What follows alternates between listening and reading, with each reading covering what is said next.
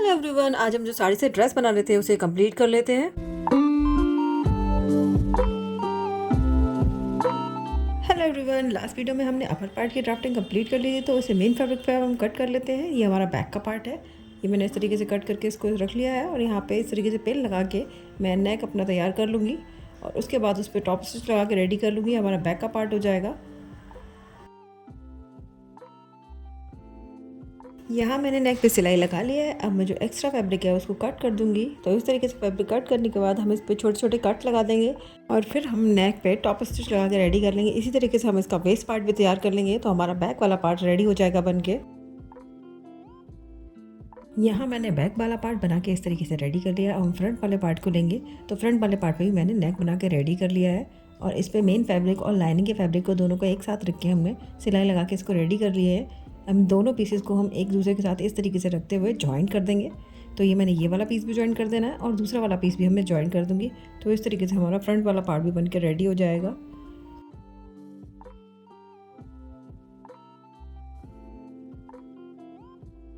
यहाँ मैंने फ्रंट के दोनों पार्ट्स को जॉइन कर लिया है। अब हम इसे अच्छे से प्रेस कर लेंगे। अब फ्रंट के और बैक के दोनों पार्ट तैयार हो जाने के बाद हम इनके शोल्डर को जॉइन कर देंगे। तो एक दूसरे के साथ इस तरीके से रखते हुए फ्रंट वाले शोल्डर को हम बैक वाले शोल्डर के अंदर रखेंगे और इस तरीके से रखेंगे, यहाँ पे सिलाई लगा देंगे। इस तरीके से हम अपने दोनों शोल्डर्स को जॉइन कर लेंगे। यहाँ पे मैंने शोल्डर्स को जॉइन कर लिया है। अब हम योक के फ्रंट वाले पार्ट में लेस को अटैच करेंगे।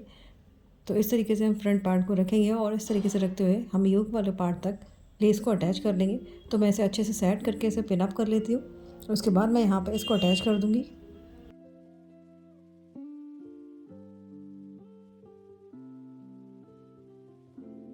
योक पार्ट में लेस को अटैच करने के बाद जो साड़ी का दूसरी तरफ का फैब्रिक था जिसमें लेस अटैच थी, उसको मैंने कट करके गैदर्स लगा के उसमें तैयार कर लिया है। अब ये जो पार्ट जो हमने गैदर्स डाल के रेडी किया है, इस वाले पार्ट को हमने योक वाले पार्ट में इसको अटैच कर लेंगे और अटैच करने के बाद हम जो हमारी जो रेस्ट ऑफ लेस है, जो हमारी योक पार्ट से बची हुई लेस है जो हमने फ्रंट में अटैच की है, उसको भी हम ज्वाइन कर लेंगे।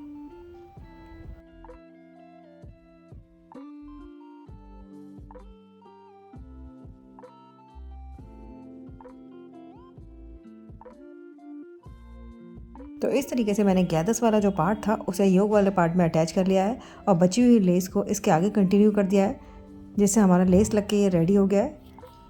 तो इस तरीके से हमारा टॉप पार्ट बन के फिनिश हो जाएगा। अब हम बॉटम पार्ट बनाना स्टार्ट करते हैं। बॉटम बनाने के लिए मैंने ये लाइनिंग का फैब्रिक ले लिया है। ये मैंने इस तरीके से 4 फोल्ड करके इसको बिछा लिया है। इस तरीके से रख लेंगे। हमें कितना लेना है वर्थ में हम वो देखेंगे। तो लेंगे हिप साइज के अकॉर्डिंग लेंगे। जितना आपका हिप साइज है उस डिवाइडेड बाई 4 करके उसमें 6 इंच प्लस करेंगे। जैसे मेरा हिप साइज यहाँ पे 46 का है, 46 डिवाइडेड बाई 4 करेंगे हम यहाँ पे, तो हमारा 11.5 इंच आ जाएगा। तो 11.5 इंच में हम ऐड करेंगे 6 इंच, तो हमारा आएगा 17.5 इंच। आपका अगर 50 से ज़्यादा हिप साइज है तो आप 8 इंच भी प्लस कर सकते हैं उसमें। तो मेरा 17.5 इंच आ जाएगा। तो मैं यहाँ से विड्थ में ये 4 फोल्ड में 17.5 इंच फैब्रिक लेने वाली हूँ। तो ये मैंने इतना 17.5 इंच तक फैब्रिक ले लिया है यहाँ पे विड्थ में। अब यहाँ पे मार्किंग करना स्टार्ट करते हैं। यहाँ पे ये हमारा फैब्रिक है। यहाँ पे ये हमारा फैब्रिक है, ये मेन फैब्रिक है। इस मेन फैब्रिक पे हम अंदर लाइनिंग पेस्ट करेंगे। तो मैं इतना मार्क कर लेती हूँ, ये हमारा कितना है।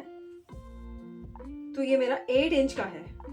ये जो विड्थ है हमारी 8 इंच की है। यहाँ पे हम लाइनिंग का फैब्रिक यूज नहीं करेंगे, हम सिर्फ यहाँ तक लाइनिंग का फैब्रिक यूज करेंगे, यहाँ तक। तो ये मेरा 8 इंच का है। अब लेंथ हम उसके अकॉर्डिंग मार्क करेंगे। तो जो हमारे फैब्रिक पे जो डिजाइन है वो नीचे की तरफ 8 इंच की है। प्लाजो की जो लेंथ ले रही है वो 38 इंच की ले रही हूँ। 38 में इससे हम 8 माइनस कर देंगे तो हमारा 30 बचेगा। अब इसमें से मैं बेल्ट का माइनस करूंगी, जो कि मैं 1.5 इंच की बेल्ट रख रही हूँ। तो इसमें 1.5 इंच में माइनस करूंगी तो मेरा 28.5 इंच बचेगा।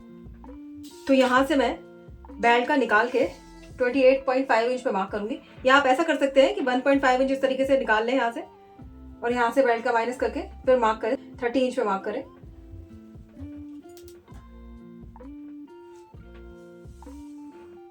यहाँ भी मैं इस तरीके से मार्क करूंगी। तो ये मेरा 28.5 इंच पे मार्क हो जाएगा यहाँ पे। देखिए इस तरीके से।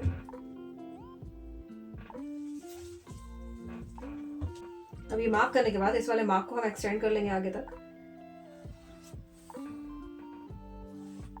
ये हमारा लेंथ का मार्क हो जाएगा। अब ये लेंथ का मार्क करने के बाद यहाँ पे हम अपना क्रॉस पॉइंट पे मार्क करेंगे। यहाँ पे हम मार्क करेंगे, तो यहाँ हम बेल्ट के लिए मार्क करेंगे, तो हिप साइज में हम 1.5 इंच की लूजिंग ऐड करके तब मार्क करेंगे। आपका कोई भी साइज का आप बनाएंगे तो उसमें हिप साइज में आप 1.5 इंच की लूजिंग ऐड करेंगे, उसके बाद बनाएंगे। तो मैं मेजर कर लेती हूँ किस तरीके से करेंगे। हिप साइज यहाँ पे मेरा 46 इंच का है, यहाँ पे मैं डिवाइडेड बाई 4 करूंगी इसे, तो मेरा 11.5 इंच आ जाएगा। उसमें मैं प्लस करूंगी 1.5 इंच, तो हमारा 13 इंच का आ जाएगा। तो मैं यहाँ पे 13 इंच पे मार्क करूंगी इस तरीके से। ये 13 इंच पे मार्क करने के बाद हम यहाँ पे अपना क्रॉच पॉइंट पे मार्क करेंगे। तो क्रॉच पॉइंट किस तरीके से निकालते हैं, क्रॉच पॉइंट निकालने के लिए हम फॉर्मूला है hip divided by 4 plus 4 inch करेंगे। आपका किसी भी साइज का बना रहे हैं उसमें भी आप hip divided by 4 plus 4 inch करेंगे। तो यहाँ पे 46 का बना रही हूँ, 46 डिवाइडेड बाई 4 करेंगे यहाँ पे, तो मेरा 11.5 इंच आ जाएगा। इसमें मैं प्लस 4 करूंगी तो ये मेरा 15.5 इंच आ जाएगा। यहाँ पे मैं बेल्ट का माइनस करूंगी तो माइनस 1.5 इंच करूंगी, तो यहाँ पे मेरा 14 इंच का आ जाएगा। तो मैं यहाँ से क्रॉच पॉइंट के लिए 14 इंच पे मार्क करूंगी, तो इस तरीके से रखेंगे और यहाँ से 14 इंच पे मार्क करेंगे। अब ये 14 इंच पे मार्क करने के बाद हमने जो यहाँ पे 13 इंच पे मार्क किया था, यहाँ हम 1 इंच एक्स्ट्रा लेके यानी कि 14 इंच पे मार्क करेंगे। इस तरीके से हम रखेंगे और यहाँ से 14 इंच पे मार्क कर देंगे। ये वाला मार्क हमारा मेन मार्क होगा। अब ये मार्क करने के बाद इन दोनों मार्क को हम मिला लेंगे इस तरीके से।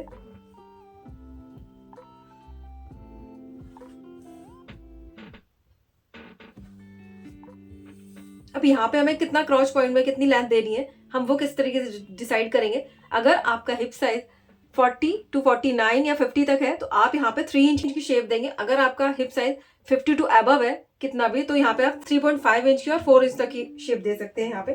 तो यहाँ मेरा 49 से कम है तो यहाँ पे मैं 3 इंच की शेप दूंगी। तो इस तरीके से मार्क करेंगे यहाँ पे।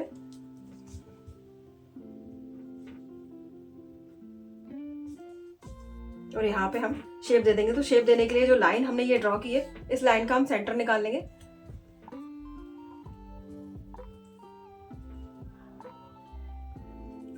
और ये जो 2 पॉइंट हमें मिले हैं इनका भी हम सेंटर निकाल लेंगे यहाँ से।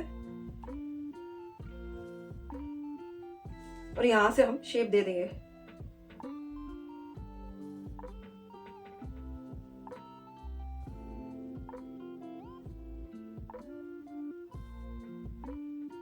इस तरीके से हमने यहाँ पे शेप दे दिए। शेप देने के बाद हम यहाँ पे देखेंगे हमारा कितना है। यहाँ पे ये हमारा 17 इंच का है, तो हम चाहे तो 17 इंच पे यहाँ पे मार्क कर सकते हैं, चाहे तो उससे कम पे मार्क कर सकते हैं। मैं यहाँ पे हाफ इंच कम करके मार्क कर रही हूँ। और मार्क करने के बाद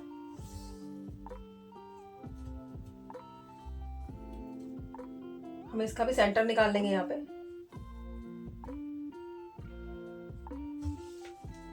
0.5 इंच पे मार्क किया था, यहाँ पे हम 17 पे मार्क करेंगे। और इस तरीके से मिलाते हुए इसको हम यहाँ पे शेप दे देंगे।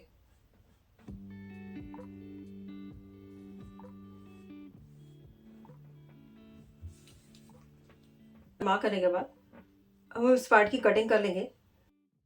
यहाँ मैंने साड़ी के फैब्रिक को 4 फोल्ड करके रख लिया है। अब इस तरीके से लगते हुए हम इसकी लेंथ पे निशान लगाएंगे। उसके बाद हम इस पर लाइनिंग का फैब्रिक रखते हुए उसको कट कर लेंगे।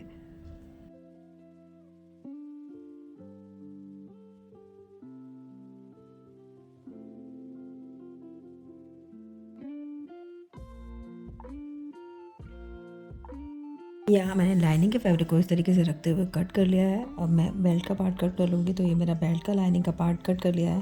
इसको मैंने विड्थ में 4 इंच का लिया हुआ है, क्योंकि मैं यहाँ पे 1.5 इंच की बेल्ट रखने वाली हूँ। तो यानी कि 3 इंच हो जाएगा और हाफ इंच हमारा सिलाई मार्जिन में जाएगा। तो इसे मैंने 4 इंच का ले लिया है। इन फैब्रिक को भी हम इसी साइज़ का कट कर लेंगे।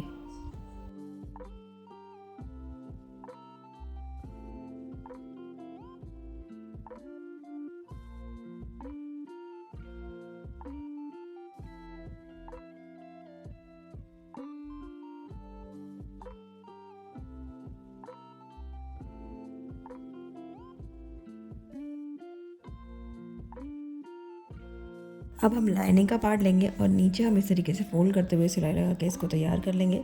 इस तरीके से हम दोनों पार्ट तैयार करने के बाद इन दोनों पॉइंट्स के क्रॉच पॉइंट को भी हम जॉइंट कर देंगे। यहाँ मैंने क्रॉच पॉइंट को अपने मेन फैब्रिक से ज्वाइन कर लिया है। अब इन क्रॉच पॉइंट को एक साथ रखते हुए हम ज्वाइन कर देंगे फ्रंट के पार्ट को एक साथ और बैक के पार्ट को एक साथ। यहाँ पे इस तरीके से मैंने दोनों तरफ के क्रॉच पॉइंट को ज्वाइन कर लिया है और बेल्ट को भी मैंने एक साइड से ज्वाइन कर लिया है। तो इस तरीके से मैंने बेल्ट को ज्वाइन कर लिया है और उस पर टॉप स्टिच लगा के इसको तैयार कर लिया है। अब हमें बेल्ट वाले पार्ट में इलास्टिक को डालना है। तो यहाँ मैं इलास्टिक 40 इंच की ले रही हूँ। तो ये देखिए मैंने 40 इंच की इलास्टिक ले ली है। अब मैं जब दोनों तरफ से इसको ज्वाइन करूँगी तो इसमें 1 इंच माइनस हो जाएगा। यहाँ जो मैं प्लाजो बना रही हूँ उसकी वेस्ट 40 इंच की है, तो इसलिए मैंने 40 इंच की इलास्टिक को लिया है। तो इस तरीके से इलास्टिक को अंदर की तरफ इंसर्ट करते जाएंगे और फोल्ड करते जाएंगे फैब्रिक के लिए।